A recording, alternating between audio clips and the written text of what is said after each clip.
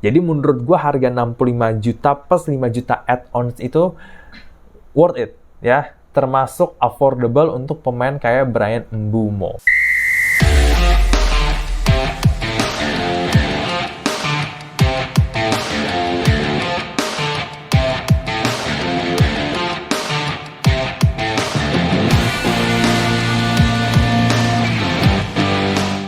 Yo guys, ketemu lagi sama gua Audi Ramantio di channel Audibal, Audi Diskusi Bola Abal-Abal. Oke, gue mau ngebahas soal analisis performa dari Bryan Mbeumo, pemain baru Manchester United yang ditebus dengan harga 65 juta pound sterling dengan 5 juta pound sterling add-ons. Jadi total-total ya mungkin 70 juta pound sterling ya, sekitar segitulah ya. Harga Mbeumo dari Brentford ke Manchester United. Mungkin beberapa dari lu berpikir bahwa kok mahal banget ya 65 juta. Segitu nggak kemahalan? Tunggu dulu ya. Kalau misalkan berkaca dari pembelian Anthony, Jadon Sancho, dan lain-lain ya mungkin terdengar mahal. Tapi kita lihat nih, kita analisis performanya di Brentford dalam 3 musim terakhir, terutama di musim kemarin ya. Oke. Buat lo nih yang suka nanyain gue pakai data nggak, gue kasih tahu ya, setiap gue bikin video tuh pakai data. Oke, buat warga TikTok terutama, gue ini pakai data untuk menganalisis performa Bryan Mbeumo di Brentford. Sumbernya dari PremierLeague.com, The Coach Voice, VoteMob, Transfermarkt, sama The Analyst Opta. Oke, udah cukup sumbernya? Oke. Daripada berlama-lama, kita langsung aja bahas mengenai Bryan Mbeumo di Baca Taktik kali ini. Let's go! Ya, Bryan Mbeumo, usia 25 tahun, right winger dari Brentford ke Manchester United. Kita lihat untuk statistiknya, kita hitungnya dari Premier League-nya aja ya. Dari 2021-2022 sampai 2024-2025. Berarti dia udah 4 musim ya main di Premier League. Dan kita lihat dari segi gol dan asisnya aja deh ya. Ini kan gambaran besar aja kan. Itu improve-nya luar biasa loh. Dari 4 gol, 9 gol, 9 gol ke 20 gol. Jadi Bryan Mbeumo ini kenapa diincar MU ya? Karena salah satunya pencapaiannya dia mencetak 20 gol. Dia itu kalau di Premier League ya, kalau nggak salah itu 20 gol ya, setara sama Chris Wood, di bawahnya Erling Haaland, Alexander Isak sama Mohamed Salah. Oke. Jadi Bryan Mbeumo ini cuma berjarak 2 gol dari Haaland, 3 gol dari Isak, 9 gol dari Mohamed Salah. Tapi dia mencetak 20 gol dalam 38 pertandingan. Berarti dia nggak pernah absen dong di Premier League musim kemarin ya. Full main, nggak pernah absen sekalipun. Oke, itu menjadi catatan penting nih buat MU. Oke, 20 gol ini bagaimana sih analisis performanya? Kita coba lihat untuk statistik lebih detailnya dari PremierLeague.com ya. 20 gol dengan expected golnya 12,26, tendangan mengarah ke gawang 31 gol ya. Gol penalti dari 6 percobaan 5 masuk ke gawang. Free kick scored ya, berarti cetak gol dari free kick 6 gol dari 6 kali kesempatan. Untuk passes completed percentage-nya ada 74% dari 1092 passing, kemudian long pass-nya 52% berhasil ya. Dan kemudian untuk beberapa hal terkait defense-nya, ini total tackle ada 49, intercept 14, block 3. Untuk duel fisik pun ya, jadi kemenangan duel fisiknya mencapai 179 kali, sedangkan aerial duel atau duel bola udara ini ada 35. Untuk dribble completed-nya nih ada di 53% atau 99 dribble berhasil ya. Ini gambaran besar dari statistiknya Bryan Mbeumo di Premier League musim kemarin ya. Ingat, dia main 38 pertandingan, artinya dia nggak pernah absen dalam satu pun pertandingan. Oke. Nah, sekarang gimana sih Bryan Mbeumo ini dalam mencetak gol? Karena cetak golnya ini yang menjadi poin pentingnya untuk MU. Di musim lalu kan MU sulit mencetak gol ya. Akhirnya dia beli Mbeumo, beli Matheus Cunha, tentu untuk meningkatkan kinerja lini depannya. Nah, gue udah ambil beberapa screenshotan nih dari Coach Voice dari beberapa pertandingannya Mbeumo di Brentford. Oke, kita coba cek satu-satu. Oke, sekarang kita masuk ke performance analisis dari Bryan Mbeumo dari segi cetak golnya. Nanti juga ada gimana dia melakukan pressing, memberikan assist, dan gimana dia fit dengan sistemnya Ruben Amorim dan prediksi line up-nya. Kita mulai dulu dari cara dia mencetak gol. Jadi Mbeumo ini tipikal penyerang sayap yang suka nusuk dari sayap ke kotak penalti. Mbeumo ini pemain kidal, ya, dia dominan menggunakan kaki kirinya. Kelihatan ya dari sini pergerakan dia dari sayap, ya, kemudian dia akan lari ke area samping kotak penalti, terus dia nusuk. Di situ dia akan cari celah untuk cetak gol, ya kan? Di sini ada dua back yang ngalangin dia, ya kan? Nah, dia memilih untuk menggocek ke kiri, ya, supaya dia bisa dapat ruang tembak sehingga dia bisa cetak gol ke arah sini, ya, ke arah gawang bagian kosong ini. Karena kan jarak pandang kiper terhadap Mbeumo ini kan udah kehalang, ya. Ini udah nggak bisa, ya. Jadi kiper nggak bisa ngebaca arah tembakan dari Mbeumo. Ini kan sebenarnya kan cepet banget, ya, momennya, ya. Jadi tadi dia dari sini terus dia ngegocek ke kiri terus langsung tendang, itu kan cepet banget, ya. Jadi kiper nih udah mati langkah dan nggak bisa ngelihat jarak pandangnya dia untuk membaca tendangannya Mbeumo nih ke arah mana.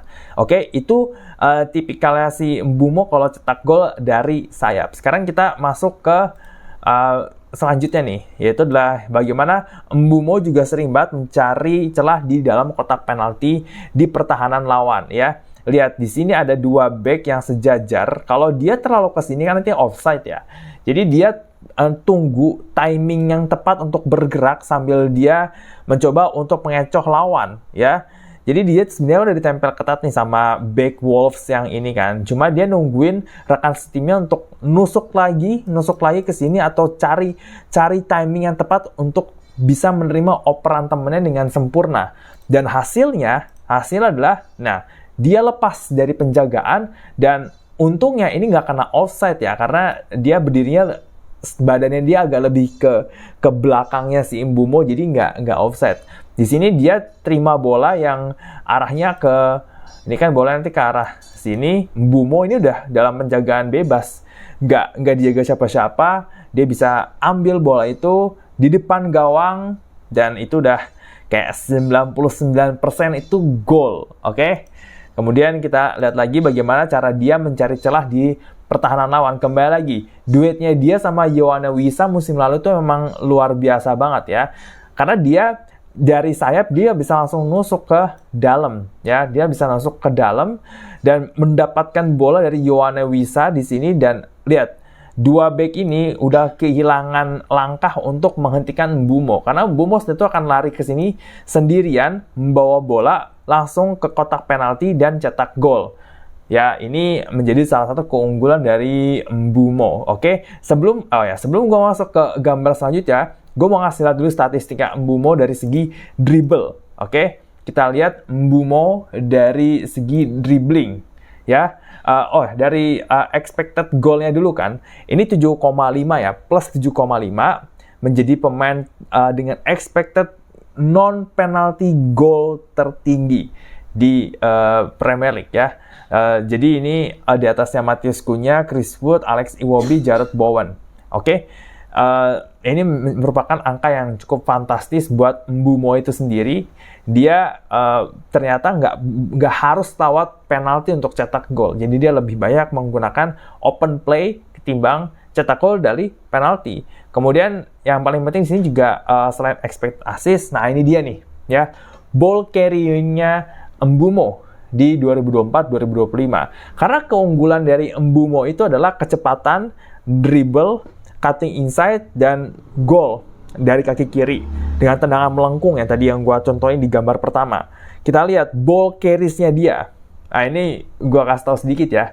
Bedanya ball carries sama dribble. Ini kan ada carries, ada dribble, ya. Bedanya apa sih? Nah, kalau carries itu misalkan pemain megang bola, menguasai bola. Ini lebih ke bahasa Indonesia, lebih ke menguasai bola ya. Nggak harus dribble, dia nahan bola, dia dribble kecil, dia ngegocek ya. Itu termasuk ball carries. Bagaimana dia bawa bola itu dari tengah lapangan atau dari sisi pertahanan dia sampai ke depan ya. Intinya dia menguasai bola lah ya. Kemudian untuk attempt dribble-nya ini ada 111 kali. Sebenarnya nggak bagus-bagus amat ya, karena dia ada di peringkat 18 di antara seluruh pemain Premier League. Tapi untuk ball carries-nya dia, dari segi penyerang lah, di antara penyerang, Mbeumo ini nomor 2 tertinggi ya. Jadi ini cukup penting ya bagi MU untuk meningkatkan lini depannya, karena Mbeumo ini termasuk pemain yang cepat dan juga bisa bawa bola, ya, menguasai bola, melakukan dribble, punya kecepatan hingga insting gol. Oke, kita lihat lagi masuk ke gambar lainnya. Oke, di sini kita lihat Mbeumo ini nggak selalu cetak gol dari sisi sayap, tapi dia juga bisa cetak gol dari sisi tengah dengan berdiri di antara dua back ini. Ya, dia ada dua back.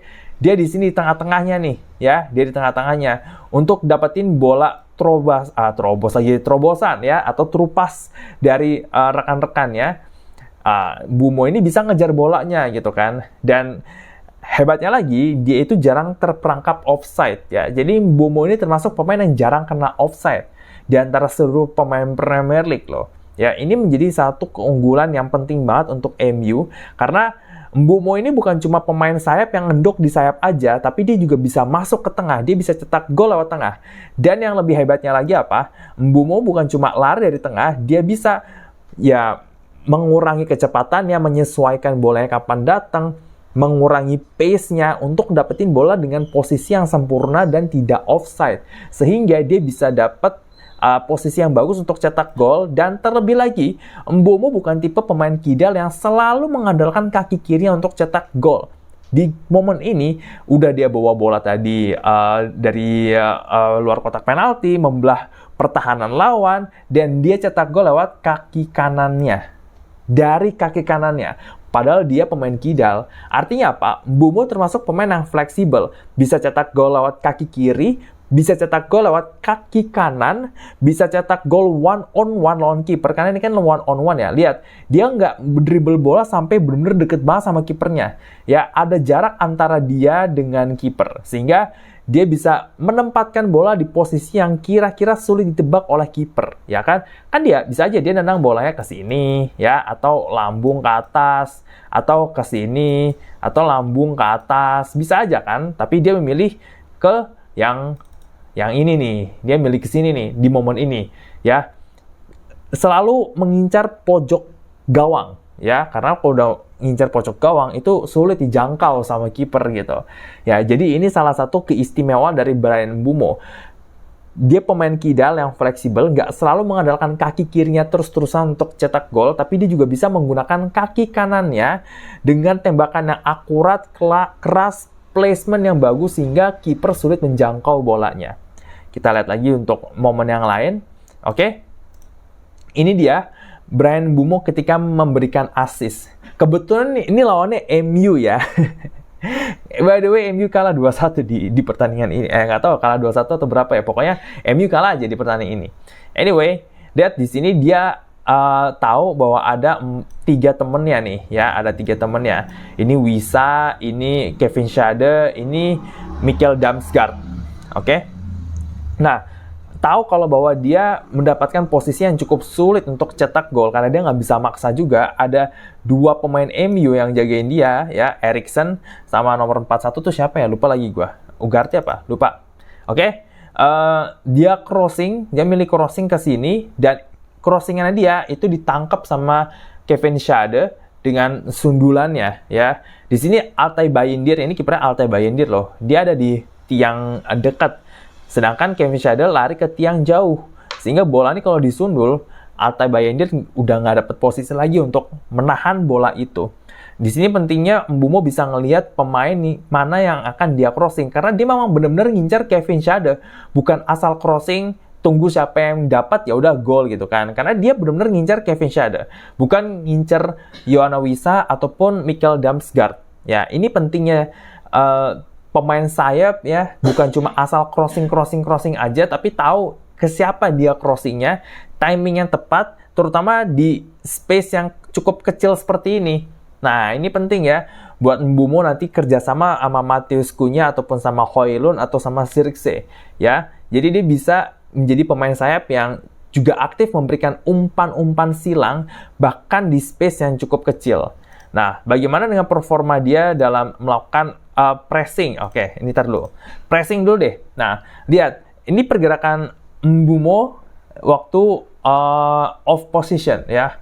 Jadi si Mbeumo ini karena dia punya kecepatan dan juga fisiknya dia juga lumayan bongsor ya. I mean dia bukan pemain sayap yang kurus yang cuma ngandelin kecepatan doang, tapi dia memang punya fisik yang prima, fisik yang cukup bongsor untuk beradu fisik dengan lawan plus kecepatan ya. Jadi ketika pemain lawan menguasai bola seperti ini, ada opsi kan dia untuk ngoper ke sini. Nah, kalau misalkan dia ngoper ke sini, ya Mbeumo yang akan lari dan nangkap bola itu. Kalau misalkan dia berusaha untuk ngasih bola ke pemain ini, ada Mbeumo yang akan potong. Ya, artinya apa? Mbeumo ini punya etos kerja yang cukup bagus untuk melakukan pressing dan ini menjadi hal yang sangat penting. Bagaimana MU memiliki defensive forward ya, punya penyerang yang bisa melakukan pressing, merebut bola dan lain sebagainya gitu. Ini penting banget ya karena biasanya penyerang MU di lini depan tuh malas-malasan untuk melakukan pressing. Oke. Nah, yang terpenting apa? Yang terpenting adalah Mbeumo ini pernah main di formasi 3 back ya. Ini formasi 3-5-2 waktu masih main bareng sama Ivan Toney ya. Jadi di sini dia berdua dengan Ivan Toney di depan, Mbeumo di depan juga sebagai center forward sisi kanan.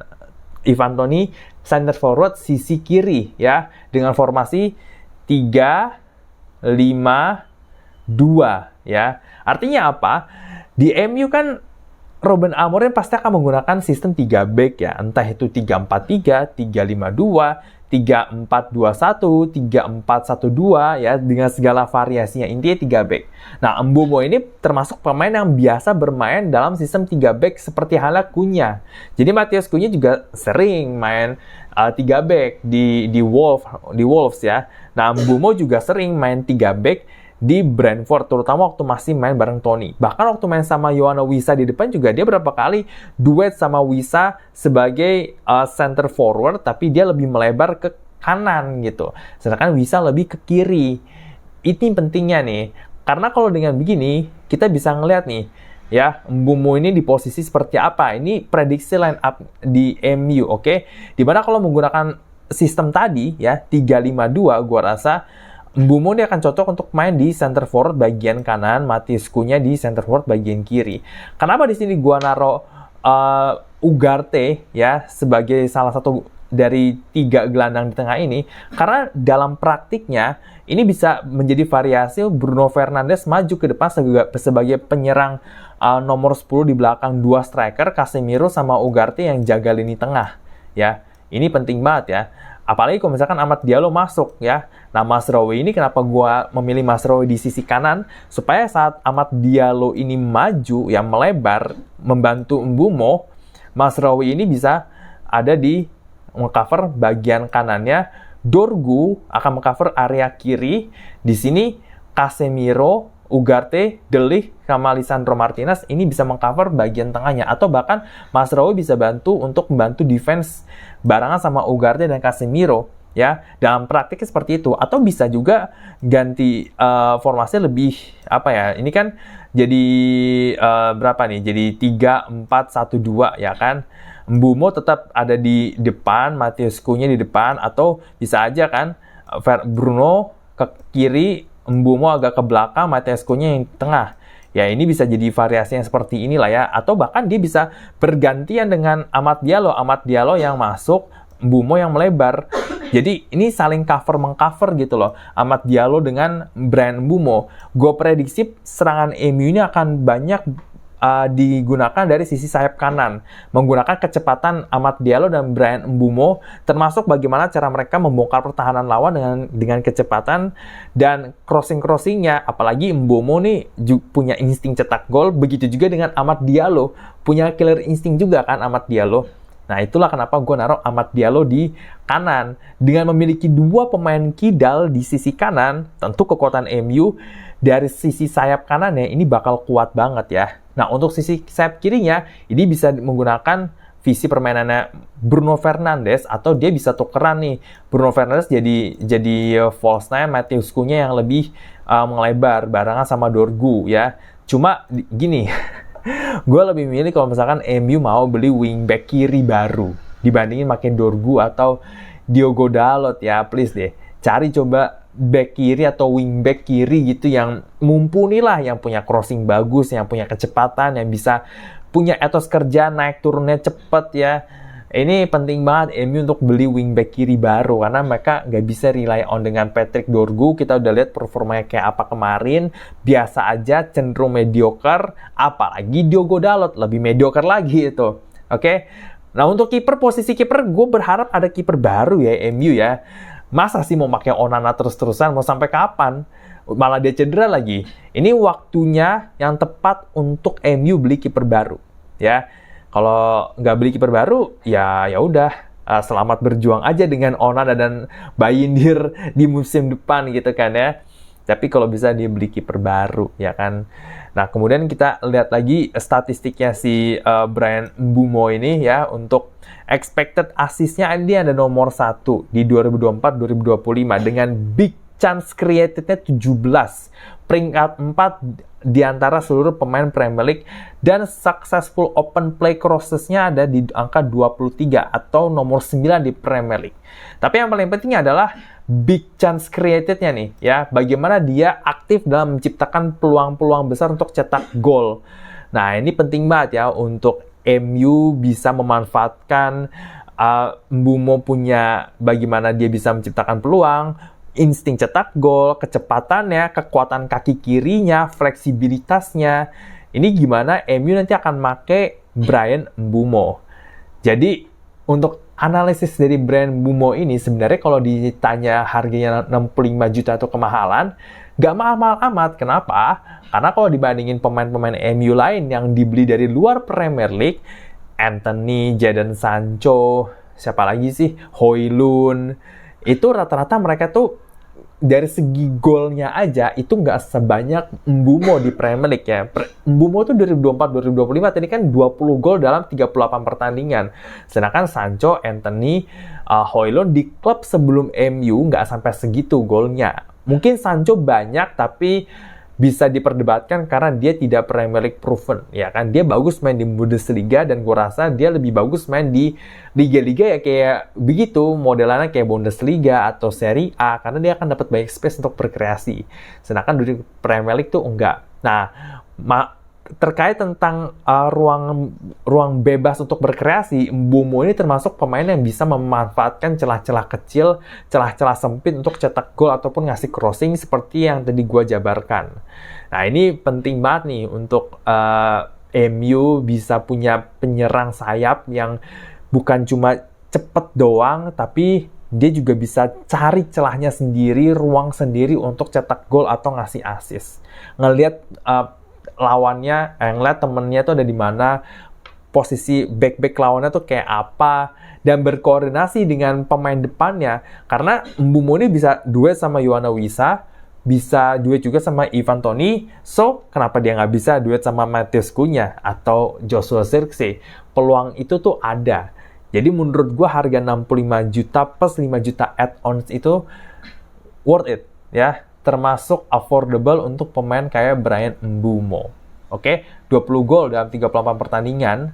Ya, dari segi gol aja juga udah oke gitu kan. Apalagi dari atribut-atribut yang tadi gue jelasin ya. Kecepatan, etos kerja, kemudian juga skill dribble, ball carries, bagaimana dia memberikan assist, naluri mencetak golnya, dan gimana dia juga mau turun ke belakang untuk membantu defense. Ya, ini merupakan atribut yang penting banget ya untuk meningkatkan lini depannya MU. Terlebih lagi yaitu tadi yang poin penting yang paling utamanya adalah si etos kerja, kecepatan, naluri cetak gol sama assist. Karena lini depannya MU ini musim kemarin tuh atau beberapa musim-musim inilah itu etos kerjanya tuh parah banget ya. Pressingnya tuh kayak males-malesan. Ya, kecepatan ada tapi naluri cetak gol nggak bisa. ya kan, sama yang ngasih assist. Yang memenuhi ini kan paling Amad Diallo ya. Kalau Bryan Mbeumo datang, ya itu akan menjadi satu booster yang penting banget untuk lini depannya MU ya. Kita lihat gimana nanti Bryan Mbeumo perform dan berduet dengan Matheus Cunha di lini depannya MU musim depan. Gimana menurut lo? Apakah Bryan Mbeumo nanti bisa bersinar bersama MU atau ini menjadi salah satu pembelian flop lagi dari Manchester United ya? Tulis di kolom komentar di bawah. Jangan lupa untuk subscribe channel Audible buat dapetin berbagai video menarik mengenai sepak bola ya, diskusi bacot taktik dan lainnya. Jangan lupa untuk share video ini ke teman-teman lo ya, ke WhatsApp, ke Discord, ke mana-mana supaya kita bisa diskusi bareng. Dan jangan lupa untuk visit page gue di IDN Times. Linknya di deskripsi seperti biasa. Oke, kita ketemu lagi di video-video gue selanjutnya. Gue Dara Mantio. Ciao, ciao.